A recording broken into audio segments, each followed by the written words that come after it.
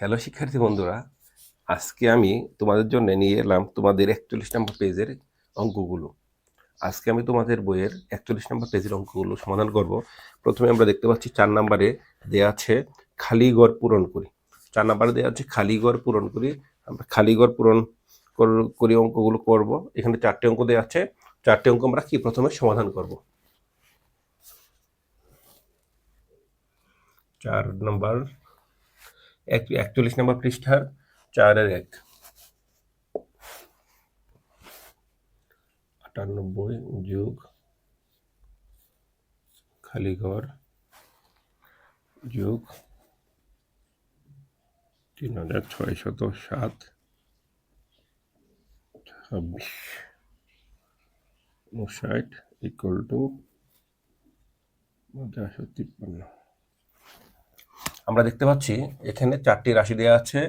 4টি রাশির মাঝে একটি রাশি কি ফাঁকা দেওয়া আছে, আর এই 4টি রাশির যোগফল দেওয়া আছে কি 7453। তো আমাদেরকে ফার্স্ট যে কাজটি করতে হবে সেটা হচ্ছে আমাদের কি বাম পাশের এগুলো কি এই 3টি আমরা যদি যোগ করতে হবে, এই 3টি কি যোগ করতে হবে। তাহলে আমরা যদি এই 3টি যোগ করি 3607, 6559 আর হচ্ছে কি 98। আমরা দেখতে পাচ্ছি এখানে 8 8 যোগ 9 যোগ 7, তার মানে আমাদের এখানে হলো 17 আর 7 কি 24, 24-এর 4 হাতের হচ্ছে 2, 9 আর 2 11, 11 আর 5 হচ্ছে 16, 16 6 হাতের হচ্ছে কি 1, 6 2 12 আর 1 13, আর এখানে হাতের 1 6, 6364 চলে এসেছে, 6364 চলে এসেছে। আমাদের আমরা 3টি সংখ্যার যোগফল পেয়েছি কি 6364। তার মানে হচ্ছে এখন যদি আমরা এই রাশি থেকে এই রাশিটির যোগফল 3টি রাশির যোগ বাদ দিই তাহলে কি আমরা খালি ঘরের রাশিটি পেয়ে যাব 7453, 6364। আমি যদি এটা মাইনাস করি তাহলে দেখতে পাচ্ছি 3 থেকে 4 বিয়োগ দেওয়া যায় না, আমাদেরকে কি করতে হবে 13 ধরতে হবে। 13 থেকে যদি 4 চলে যায় তাহলে কি 9 আর 4 13, 9 থাকে। এখানে 5 থেকে 7 বিয়োগ দেওয়া যায় না, তার মানে কি 15 ধরতে হবে। 15 থেকে যদি 7 বাদ দিয়ে দিই তাহলে 8 থাকবে। এখানে 4 হয়ে গেল, 4 থেকে 4 চলে গেলে 0 থাকে, আর এখানে কি 1, অর্থাৎ 1089। তাহলে খালি ঘর রাশিটা হচ্ছে কি 1089। এভাবে আমরা কি খালি ঘর পূরণের অঙ্কগুলো কি করতে পারি। 2 নম্বরে দেখি কি আছে, 26,874 যোগ খালি ঘর দেওয়া আছে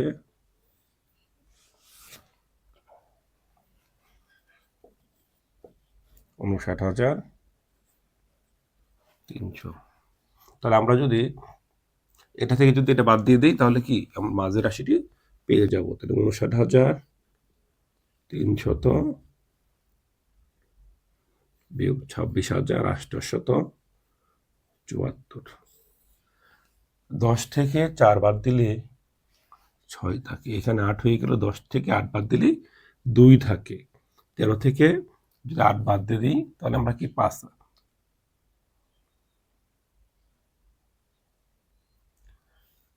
9 10 11 12 13, 5 থাকে। এটা 7 হয়ে গেল। 9 থেকে 7 চলে গেলে 2 থাকবে, এখানে কি 3 থাকবে। তার মানে আমাদের কি এটা 32,526, 32,526। কেমন ছোট্ট বন্ধুরা, আমরা কি কি পেয়ে গেলাম 59,300 থেকে 26,874 বাদ দিলে 32,526 পেয়ে গেলাম। আমরা যদি 3 নম্বর অঙ্ক দিকে লক্ষ্য করি, আমরা দেখব এখানে 3004 দেওয়া আছে মাইনাস, এখানে আমাদের 2655। এখানে আমরা দেখতে পাচ্ছি বিয়োজন মাইনাস বিয়োজ্য ইকুয়াল টু কি 2655, অর্থাৎ বিয়োগফল। আমরা এখানে বিয়োজ্য বের করতে বলেছে, তাই না? তো আমরা বিয়োজ্য ইকুয়াল টু আমরা জানি কি বিয়োজ্য ইকুয়াল টু বিয়োজন মাইনাস কি বিয়োগফল, বিয়োজ ইকুয়াল টু বিয়োজন মাইনাস বিয়োগফল। তো এখানে তাহলে আমাদের কি করতে হবে, এখানে বিয়োজ্য হচ্ছে এটা খালি ঘর, এটা বের করতে হলে আমাদের কি বিয়োজন মাইনাস বিয়োগফল। তাহলে বিয়োজন এখানে কত দেওয়া আছে 3004, আর বিয়োগফল কত দেওয়া আছে 2655। বিয়োগ করে আমি 14 থেকে যদি 5 চলে যায় 9 থাকবে, আর এখানে 6 হয়ে গেল, 10 থেকে 6 বাদ দিলে 4 থাকবে, আর এখানে 7 হয়ে গেল, 10 থেকে 7 বাদ দিলে কি 3 থাকবে, তার মানে 349। তাহলে এটার আমার 3 নাম্বারের অ্যান্সারটা আমি সহজেই পেয়ে গেলাম, আমরা 3 নাম্বারের অ্যান্সার পেয়ে গেলাম 349। কেমন ছোট বন্ধুরা? তাহলে আমি উপরগুলো মুছে দিই, তোমরা উঠিয়ে নাও।